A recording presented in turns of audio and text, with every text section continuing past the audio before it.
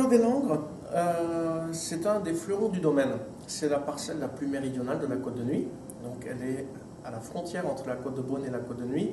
Et ça nous place vraiment en plein cœur, en plein milieu de la Bourgogne. C'est une des parcelles les plus anciennes. Elle a été plantée dès le XIe siècle et n'a connu que 5 propriétaires depuis. L'Église, jusqu'à la Révolution française, puis 4 familles, dont la famille d'Arduy, les propriétaires actuels, sont les derniers représentants. C'est un terroir très particulier.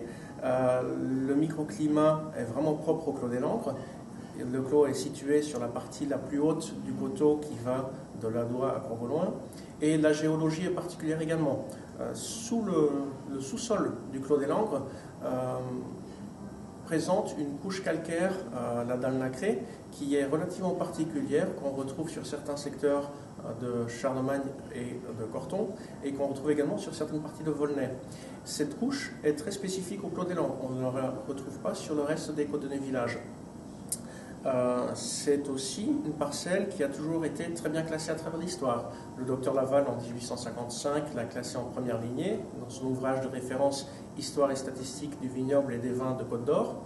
Et le classement a été un peu négligé quand les appellations ont été faites, avec un classement en simple Côte de Nuit village. C'est au domaine également la première parcelle que nous avons passée en culture biologique, puis en biodynamie.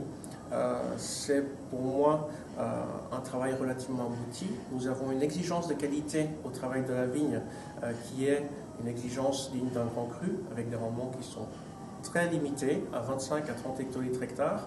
Une vinification qui est très soignée, qui est une vinification bourguignonne traditionnelle en grappe entière, à l'image de ce qui se fait sur certains autres domaines de pointe en Bourgogne.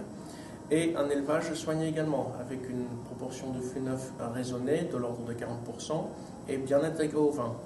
Le résultat est un vin complexe, avec beaucoup de nuances aromatiques, beaucoup de longueur.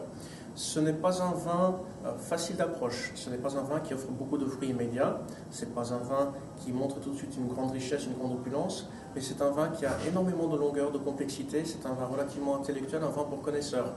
Je pense qu'avec un Clos des Langres, vous avez quelque part un peu de la culture et de l'histoire bourguignonne dans une bouteille.